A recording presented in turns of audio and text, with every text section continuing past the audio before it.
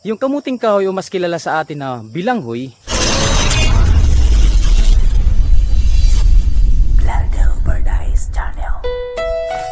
mga igsuon, makuri po it kabutang hit parag uma, umaramla po kamo ano. Prone kamo hit samad kay hiyugod mang ginaptan sundang. Tapos sa side hito ay kita dito. Sa side dito mabaktas ka pa, mamata ka hin temprano. Para gihapon. Wala kita dalan.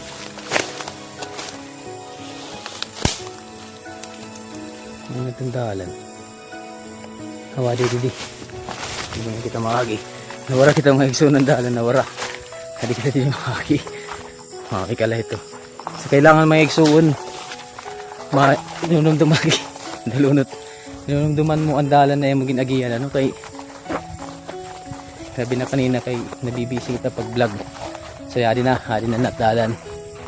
Nakakawang kita kihap. So amo itong mga igsoon. Kakuri. Pagiginusa nga parag uma.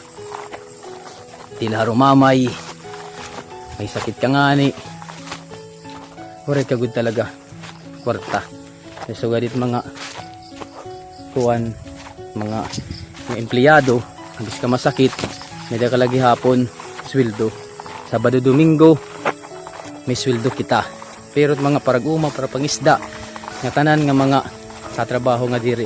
Government employed, no work, no pay. Diri ka nga ni magtrabaho, pare ka kwarta.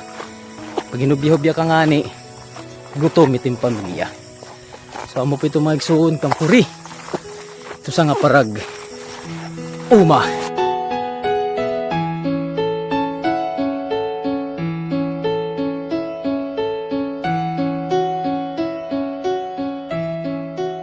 Okay mga igsoon, so mapapansin po niyo, takloyo, amo po sinising nga mga kabagakyan o mga marasbadas, kumbaga dili amon ginaalad at mga kabataan naman ginihimuhit, mga musil-pusil. So maupay po dito sa kubo. Mani.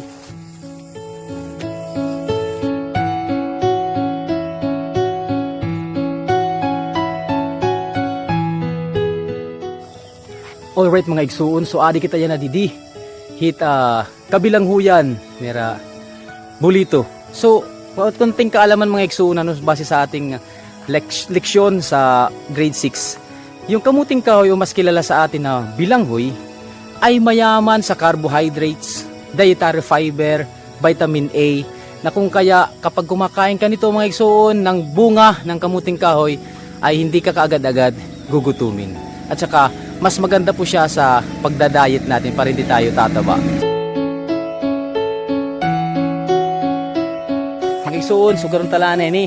Sana po nag-enjoy ka muna aton video yan ng adlaw. Salamat sa Diyos. To God be all the glory.